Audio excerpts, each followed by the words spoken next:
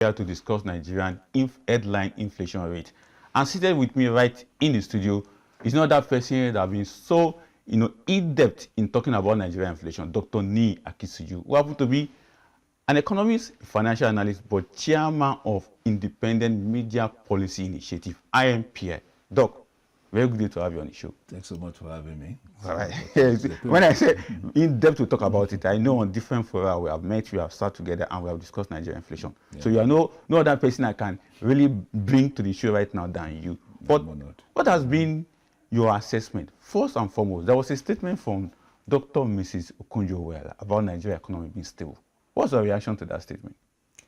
When an economist or an expert of any hue in the financial world submits that an economy is stable, it just summarizes the fact that the economy is predictable.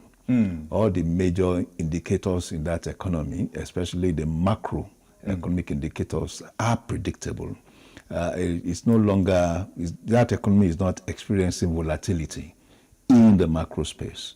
It means that foreign exchange rate, for instance, are predictable, had been constant. The exchange rate had been constant over a period of time.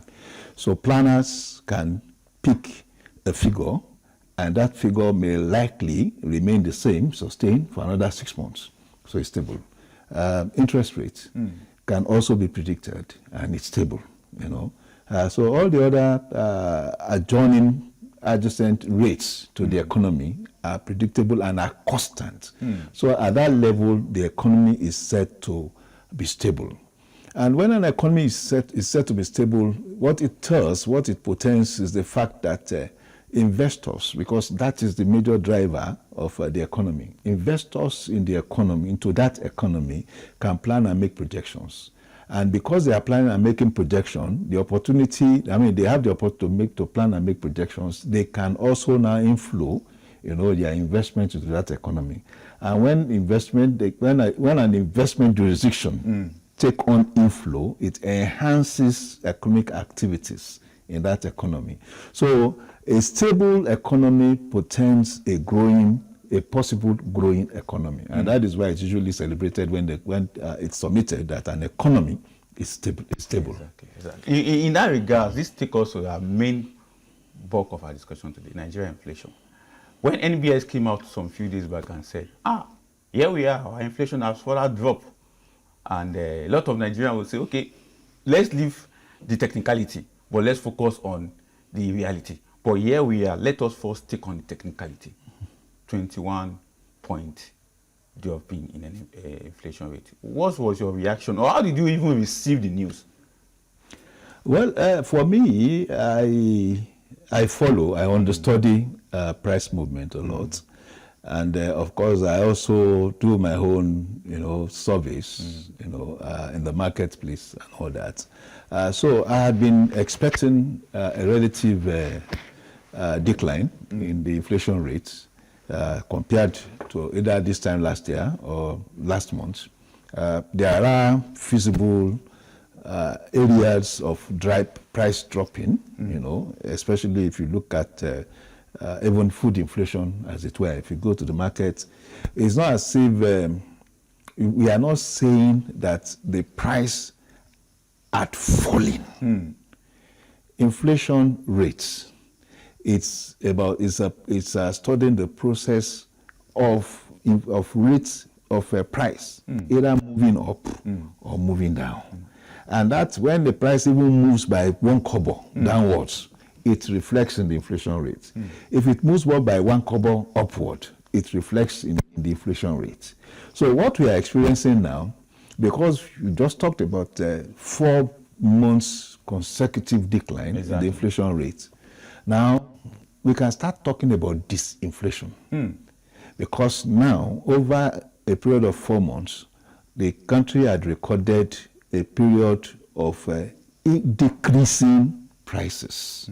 It is not as if price had decreased to the rate of 2010, 2012 or whatever, but that by the base year we are looking at now, we have seen continuous price decline, in the economy. And that suggests that values rather than being eroded are being enhanced, and a recovery in the pricing template of the nation.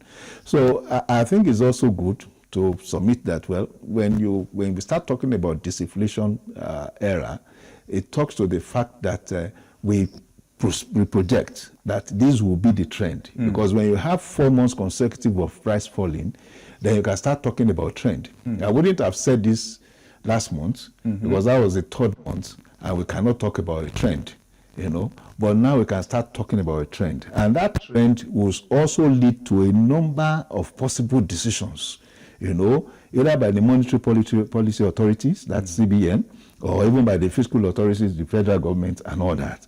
These figures now, as that trending, the trending rates are suggesting, is to now start, the inflow into decision-making crucibles, and determine what eventually may even be the position of the CBN on the monetary policy rates. We'll even get to that, but let's take this issue one after the other. You have talked about deflation, but I know that's a bit of a technical word for most of our viewers to understand, but we'll break it down in the show today. But what is responsible for this decrease or this, dropping of the inflation, from your own understanding of what is happening currently? Well, what is obvious and apparent is the fact that the CBN had been pushing a punishing regime, And many people who have been on the argument that CBN must do something about it would definitely love to agree your argument. And it's true, it's a punishing regime, of inflation control.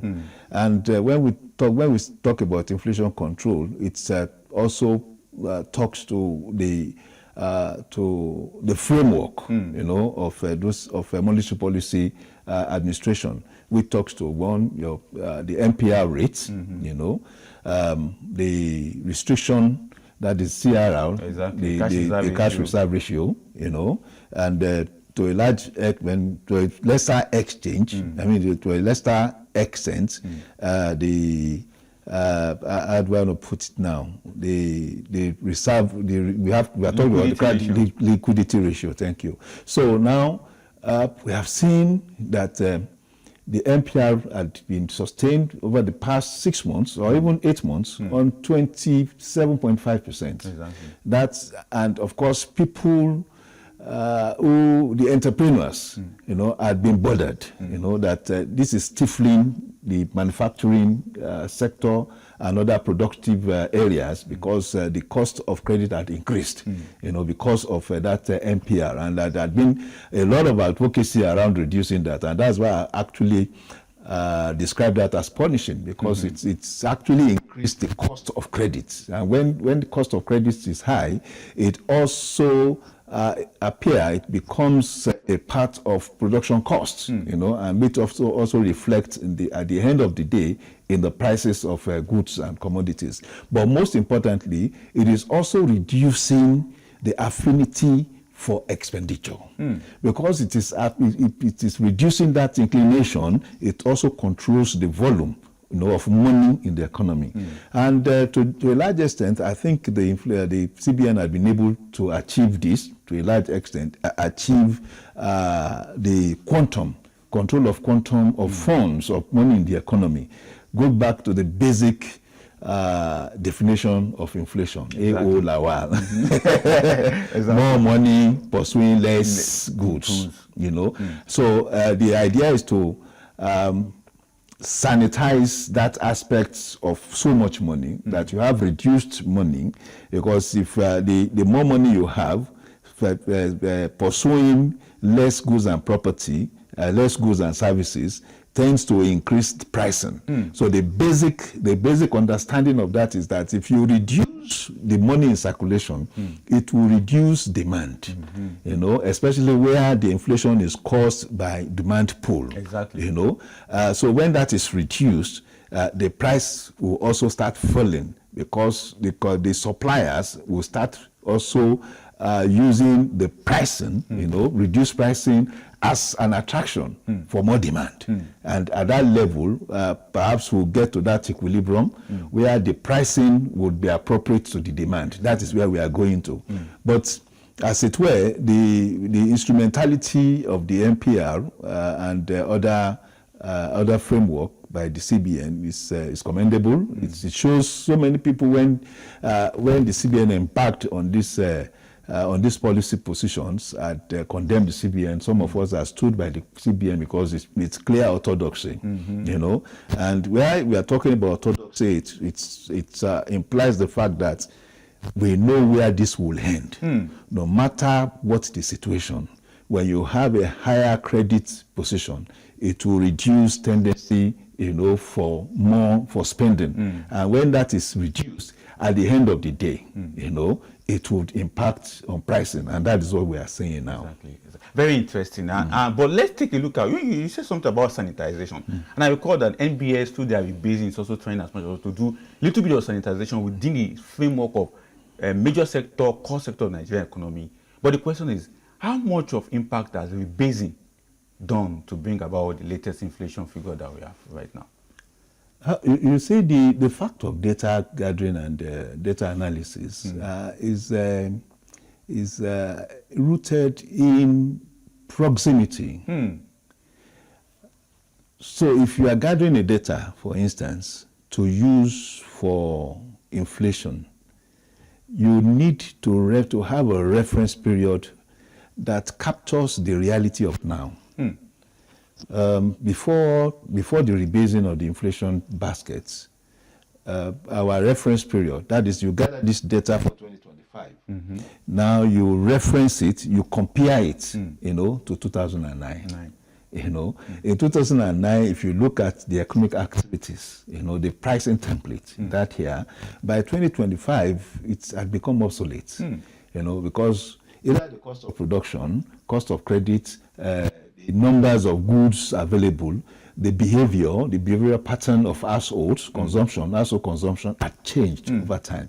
So what the NBS did was to update those critical sensitive indicators, you know, and then determine, okay, even in our basket of inflation item, we have increased our consumption by so much. And by so doing, we have what we are doing now is to move in all those other items that were not properly captured before in 2009, move them into this new basket and say, okay, our reference period for pricing, for instance, is now 2024. You know, our reference period for weighting, because the items in the inflation basket are also weighted. Exactly. You know, is 2023. You know, so you are now that you have a proximate, you know, basket that can effectively show the real kind of patterns, the economic patterns in this period, not the 2009 period. Yeah. So that's what the rebasing has done. So all these elements are being in the environment, but the difference is that they were not captured, but now they are captured. So it reflects the true nature of the economic activities in the economy, and the basic consideration for economic activity is household consumption pattern. That determines mostly the inflation rate. So the fact that this is upgraded, we can now say, okay, these figures are really, you know, the true figures, you know, in consideration of what inflation rate will be in the economy. Exactly. Very interesting. Now, I really love the fact that also show consideration that majority of the items on the basket now have now been enlarged. We're talking about issues on the smuggling of crude oil, the issue of other aspects of the economy. So many. There are so many. I think there are about 18 of them categorized in different sectors of the economy. But going further into the discussion, another aspect that many have argued, and I know maybe you be on the platform of people who have argued that the current monetary and fiscal policy of the current government is also play a role in the dropping of the inflation for the fourth time. 1, 2, 3, 4. But from your own perspective, do you share in the sentiment that actually the monetary policy, the fiscal policy of the current government has a role to play? But others also argue that if you look back to subsidy removal and the rest of them, they are also key factor that brought some issues to the inflation. But what's your perspective on that? We talked about largely concentrated on the monetary policy aspects. And as you noted, the fiscal aspect is also important. Very well. And I mean, we advise people that if you're going to have an economy that is working right, there should be a functional relationship between the monetary policy authority, and the fiscal policy authorities.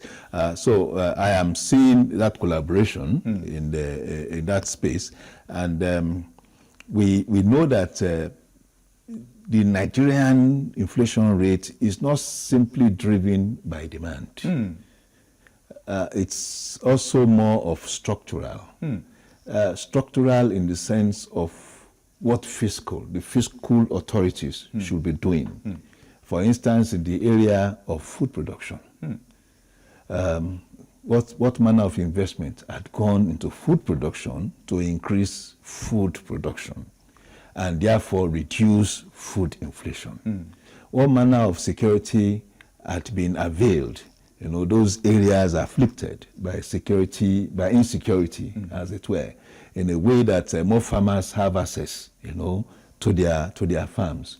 What manner of engagement had been conducted at the farm gate in a way that we are managing post-production harvest or production waste, as it were? Because what had been established in Nigeria is that we produce so much at the farm gate, but between the farm gates and the city gate or the market gate, you have so much waste, about up to 50% of wastages, which also now reflects on the price of food. So those are fiscal positions. And I think to a large extent, we are seeing the factors of the federal government, for instance, in mitigating food production. One, the policy of mass importation of food, of some food items, without levies and all that. So it's that incentivizes the selected importers, to bring in more grains into the economy. We have also seen more activities around engaging in security, and to say the truth of the matter is 80% of the Nigerian farming population are still involved in subsistence farming.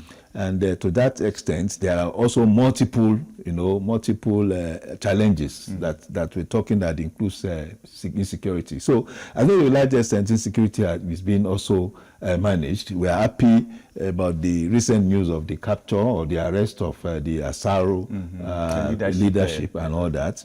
It will have a transformative effect on the agricultural ecosystem, the Nigerian agricultural ecosystem. So I also expect more farmers, to assess their farms going forward. So these are some of the things. These are the structural. We are talking about the structural. Also talking about the concern. The negative here is also that balancing we're talking about, because you also see so much income in terms of federal government, state government, local government sharing FAC.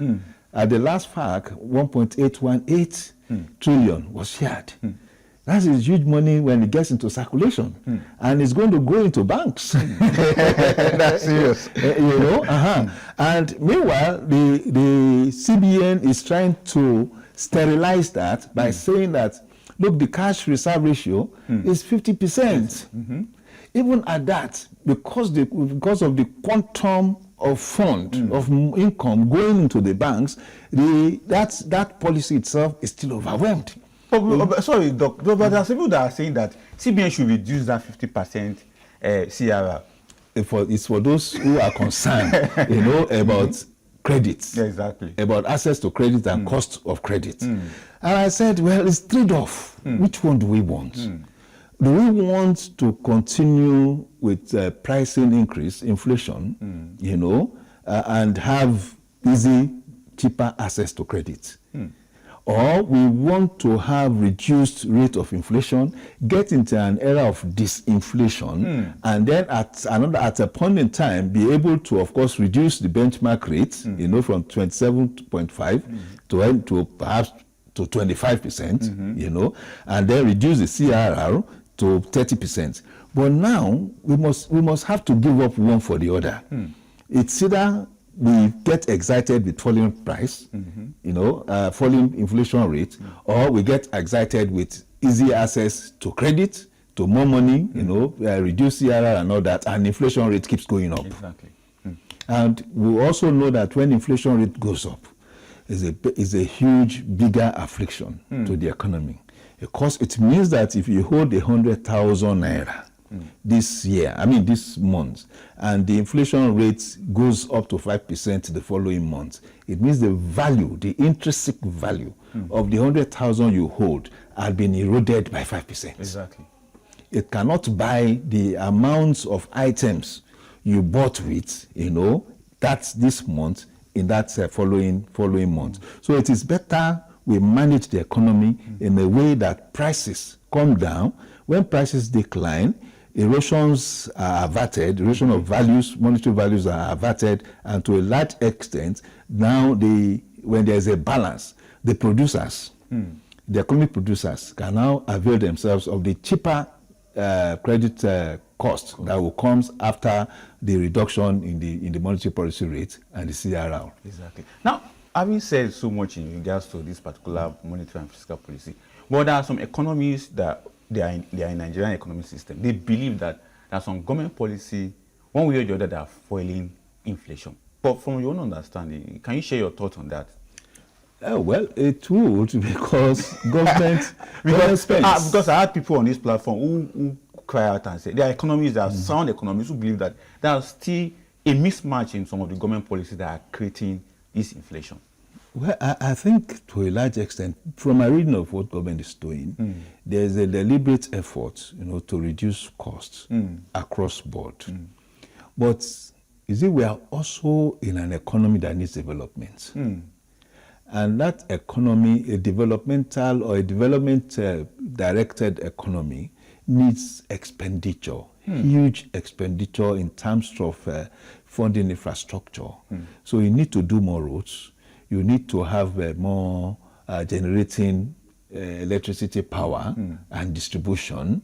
You need to spend more money on hospitals and education. You are spending more money. And as you spend more money, you are getting the money into the system. And because you have more money in the system, of course, inflation rate would be impacted. You know, so that is one area that become what I call a dilemma. It's a dilemma. What would government do? If you don't, you are dead. If you do, you are dead. So perhaps you take the better part of it. People need development, and then of course you now rely on the CBN to ensure that the liquidity in the system is properly managed. Let's go back to food inflation. I know many of our viewers, even my humble self on this city, is also interested in food inflation. You know, at 22.7% there about. In your own understanding, have we really done enough? Because I know you have mentioned some things that government is doing, the food waiver for food importers and others, but have we done enough for food inflation to come down? Security-wise, we are seeing farm rangers from NSCDC and the rest of it, but have we really done enough? Let me not forget to mention, 2,000 tractors were shared. Fertilizer in the hundreds of thousands were shared. But the food price is still up there. It's up, but again, stick it down. it's falling. It's coming relative. You know, it's slowly. So which means that if something is coming down, it's not going up. But because we have a large percentage of poor people in Nigeria, if you're talking about people living under 2.10 cents, more than 80 million people. These are people that also live their lives 100% around food. No other items, economic items are of importance to them. All they just want at that level is 3 meals a day. Some are even praying for 2 meals a day. So food had become very important. And that is why when the earning of a family is calibrated, it's established that more than 50% of what they earn goes into food consumption. So if you are talking about expending this much on food consumption, it talks to the fact that we need to have more food. So I agree for that. That should be a major concern. But again, it's a huge ecosystem that needs to be addressed. One, we have to agree with the fact that historically we have always imported food to supplement what we have in Nigeria. And because we have always imported food, we had not encouraged food production in contemporary terms. Food production in contemporary terms means large-scale production. If in these recent years, we are still depending on our subsistence farmer. And what is the basic definition of subsistence farming? After production from a very small hectare of lands provided, after production, they first use like 70% of that production to feed their own family, and then take the rest, that small rest, into the marketplace. Can it actually feed the nation? And that is why there is this advocacy around estate farming, large-scale farming, where production, 90% of after production are taken to the market. And in that way, you have a surface of supply in the marketplace. And of course, the basic definition of demand and supply. When you have more supply, it would, of course, outflow demand, and then because of that, price would fall. So what we need more at this time is, of course, more production of food taken into the marketplace, and then, of course, a change of paradigm from subsistence farming to estate farming. And is the government doing that? I think the government is now pushing the narrative along that line. You have talked about the tractors. The employment of tractors in an environment simply means that we are looking at industrialization of farming in that environment. And of course, we have had about 2, 3, 4 foreign investors coming to the country to invest in estate farming. So to a large extent, I think this would not, of course, materialize. The impact of all these activities will not materialize in 2, 3 months. But again, they are medium to long-term, efforts.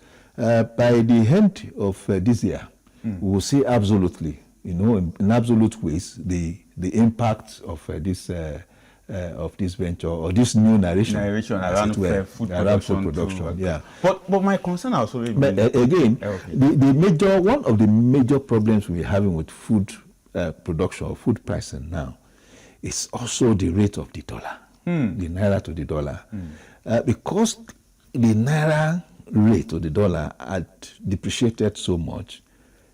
The countries, our neighboring countries, find our food cheaper.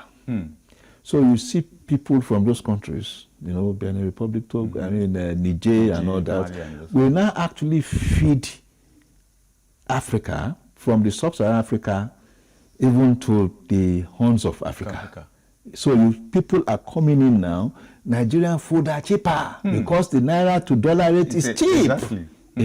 So you rather have food diverted into moved into the Nigerian markets. They are taken out of Nigeria, and that is also impacting price, as it were. Well, I mean, talk about that, but I know that state governors also have a role to play, because most of us, our consultation has been on the federal government. Even the 2,000 tractors have said thousands of fertilizers were distributed was through the federal government initiative. But what's your own concern about state government and food production in our various states? There are states that are trying. We have to give it to them. I don't want to mention names. To mention names that is to say that some are not trying. Not trying. Well, I think if you do a study of what some states are doing, it's very Lagos, even without land, Lagos is. I'm sorry to say, Lagos is doing very well, and so many, and a number of other states.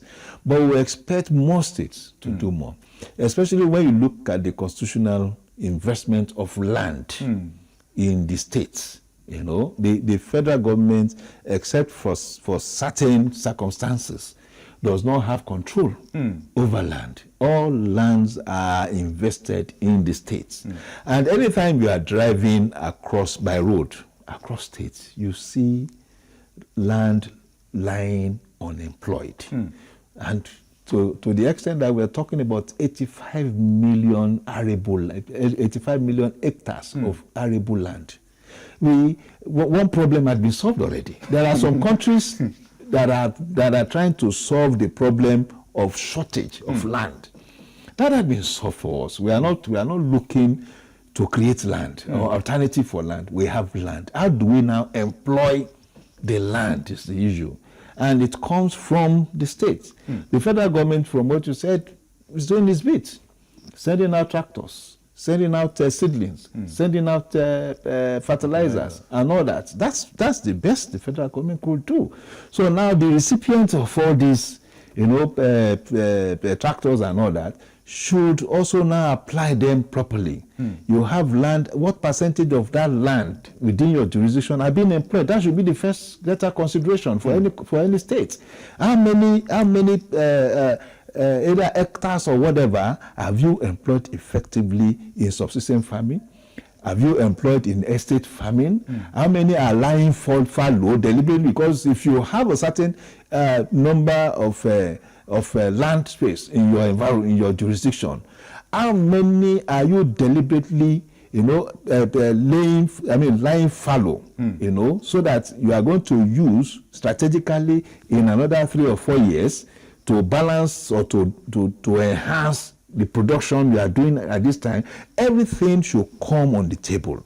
Every land space in a state should come on the table, and there should be proper strategic initiative on how this land are being employed or are to be employed, as it were. Because if the states are not providing for us, I'm sorry, it will not we will not get too much food to eat. Now, some people are condemned. Oh, people are coming to take food out of Nigeria, and I say it means the farmers are incentivized. Pricing, demand. When there's a huge demand, is an incentive to supply more. So when you supply more, in this case, it means that you employ more lands. But unfortunately, the subsistence farmer may not be able to employ more land because the land to him is limited. He has limited space for land. So to that extent, you need these states to also come into play to know if it's possible to add more land for subsistence farmers, or if it's not possible, can you also create a way to fill that demand, which will gain us more dollar, more foreign exchange. Feel more, it's not a negative. If you have more people coming into your space to buy food, it means that you have opportunity to expand production and supply.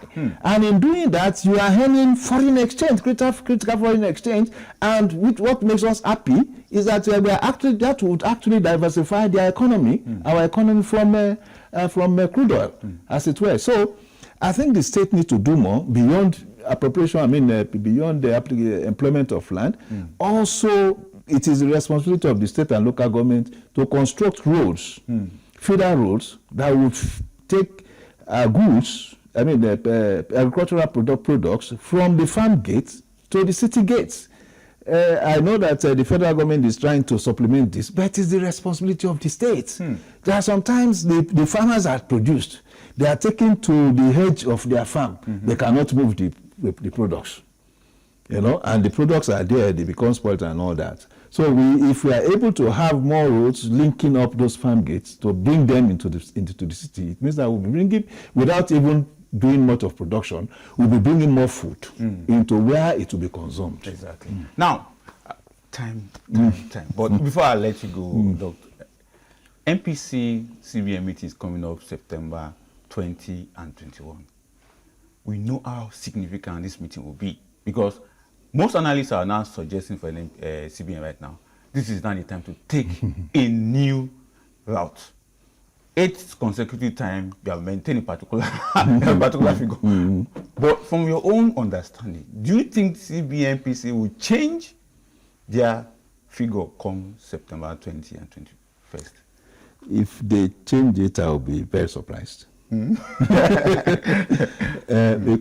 again, the CBN had actually set a target, inflation target of 21%. Exactly. I think what's the messaging around that is that nothing substantial will be done until the rate declines to 21%. Exactly. Yes, there's a periphery feeling, 21.8%, which is good.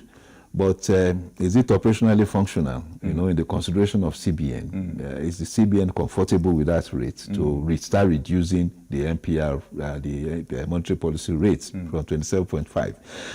I think the CBN may still sustain the rate as it were, and perhaps hope that the next figure may go to 21%. When it's at 21%, I think there will be consideration for I am not CBN, just projecting, just rationalizing. Because there are some analysts who are believing that the current global oil price dropping is an indication that come September 20 and 21st, CBN may also, because they look at the Reserve Bank in US, they look at the Bank of England, and all these banks I've mentioned are also talking about the global price of crude oil that is falling, that is going to help global inflation to come down. So that's why, but from what you have said, let our own domestic inflation, let it come down, then CBN will definitely want to. You know, if you are the Federal Reserve, for instance, is considering, you know, a decline in their rate, because inflation rate is also becoming genial, it's becoming amiable in America, the United States of America. Expected increase in rates, you know, had not been recorded. You have seen stabilizing, not even reduction, but you have seen a stable inflation rate.